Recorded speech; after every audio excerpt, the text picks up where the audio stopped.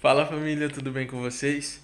Bom, aqui quem tá falando é Matheus Conrado e seja bem-vindo ao meu canal. Bom, o que eu tenho pra falar pra vocês é que eu tô indo embora do Paraguai, tô me despedindo do Paraguai. E esse vídeo é como se fosse um até logo.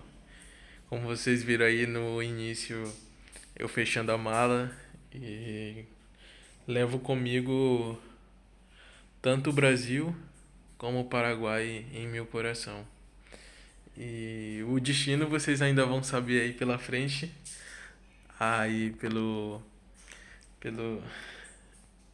o destino vocês ainda vão ver aí pela frente ao decorrer dos vídeos que eu for soltando. E espero que vocês gostem desse novo rumo e acredito que vai ser uma experiência totalmente diferente e vai também mudar um pouco o canal, vai mudar um pouco a cara do canal também e a forma de gravar, tudo.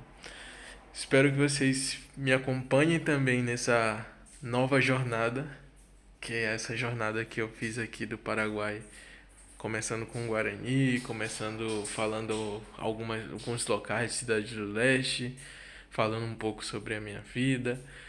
Vai ser também praticamente parecido lá, só que em um outro local, que vocês vão saber daqui a pouco.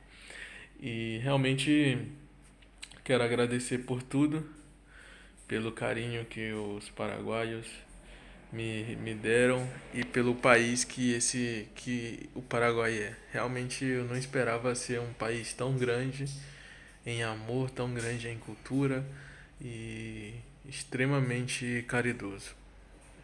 Amo demais o Paraguai. Cheiro Haiku Paraguai. E aprendi um pouco do Guarani aqui também. E sei que aqui ficam lembranças, ficam histórias. Com certeza eu vou voltar pra cá, porque esse é meu país também. E espero que vocês fiquem aí, acompanhem um pouco do que vai ser o canal. Me acompanhem também nas redes sociais. Estou no Instagram, no Facebook, tenho também no TikTok. Então espero que vocês possam me acompanhar também, tá bom? Desde já, muito obrigado.